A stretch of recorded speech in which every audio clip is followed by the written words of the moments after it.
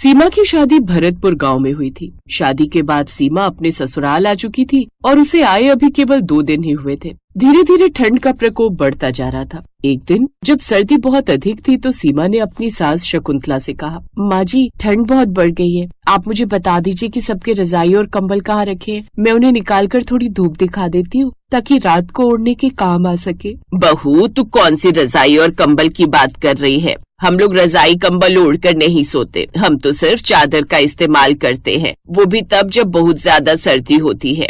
सीमा ये सुनकर हैरान रह गई और बोली, माँ जी, आप ये कैसी बातें कर रही हैं? यहाँ तो हड्डियाँ गलाने वाली सर्दी पड़ रही है और आप कह रही हैं कि आप सब सिर्फ चादर में सोते हैं। अब क्या आप लोगों को ठंड नहीं लगती? बहू, पहले के जमाने में लोग बहुत कम कपड़ों में रहते थे, फिर भी उन्हें ठंड नहीं लगती थी। हम तो फिर भी समाज के डर से कपड़े पहन लेते हैं। पुराने लोग ठंडे पानी से नहाते थे, तभी तो वो लंबी उम्र जीते थे और तंदुरुस्त रहते थे। इसीलिए हमारे घर में रजाई कंबल का इस्तेमाल नहीं होता। सीमा ये बात सुनकर डर गई क्योंकि उसे बचपन से ही बहुत सर्दी लगती थी। उसने घबराते हुए कहा, नहीं नहीं माँ जी, आपका तो पता नहीं, लेकिन मैं बिना रजाई के नहीं रह सकती। सच में आप लोग बहुत हिम्मत वाले हैं जो बिना कंबल के सो जाते हैं। शकुंतला ने मुस्कुराते हुए कहा, ठीक है बहू, तू एक काम कर, अपने लिए बाजार से कंबल मंगवा ले। वैसे तो हम लोग इनका उपयोग नहीं करते, लेकिन अगर तू ओढ़ना चाहती है तो हम तुझे रोकेंगे नहीं। सास की बात सुनकर सीमा की जान में जान आई कि कम से कम उसे तो रजाई ओढ़ने की अनुमति मिल गई है। उसने तुरंत अपने लिए एक बहुत ही मुलायम और गर्म रजाई मंगवा ली। रात को जब सीमा और उसका पति प्रवीण सोने गए तो सीमा रजाई में दुबक कर लेट गई। उसे देख प्रवीण बोला,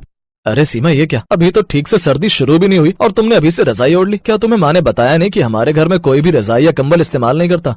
हाँ जी, माँ जी ने बताया था। ये सुनकर तो मैं दंग रह गई कि मुझे ऐसा ससुराल मिला है जहाँ लोग सर्दी में भी बिना रजाई के रहते हैं। देखो सीमा, हमें बचपन से ही ऐसी आदत डाली गई है, बिना रजाई के सोने से शरीर में फुर्ती रहती